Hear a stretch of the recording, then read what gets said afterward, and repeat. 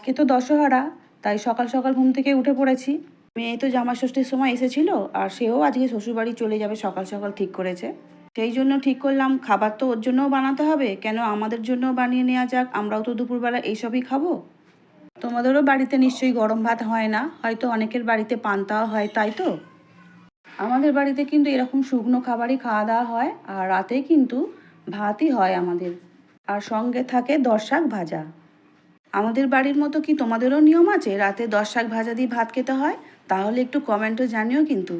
আজকে দুপুরে বানিয়েছিলাম ছোলার ডাল, ফুলকপি আলুর তরকারি আর লুচি। মেয়ে তো অনেক দিন ছিল বাড়িতে, আর ছোট্ট নাতনিটাকে নিশ্চয়ই তোমরা দেখেছো, ও ছিল। ওকে নিয়ে আমাদের খুব ভালোই দিন কাটছিল। আর ও আজকে চলে গেছে, বাড়িটা ফাঁকা হয়ে গেছে। সেই জন্য আমাদের বাড়ির সবার খুব মন খারাপ। আজকে তো মনসা পুজো সবার বাড়িতেই আছে, আমাদের বাড়িতেও মনসা পুজো হয়েছে। আমরাও পুজোর জোগাড় টোগাড় সব করে নিয়ে রেডি হয়ে বসেছিলাম। আমি এদিকে খাবার ব্যবস্থা করছিলাম, তাই একটু রান্নাঘরে ব্যস্তই ছিলাম। পুজোর ঝামেলাটা এদিকে বৌমার ওপরেই গেল। ঠাকুরমশাই একটু বেলার দিকেই এসেছিলেন, আর খুব ভালো করে পুজোও করে দিয়েছিলেন। আজকে এই শুভ দশহরার দিনটা আমাদের খুব ভালোভাবে কেটেছে, সেটাই আমি তোমাদের সঙ্গে শেয়ার করলাম।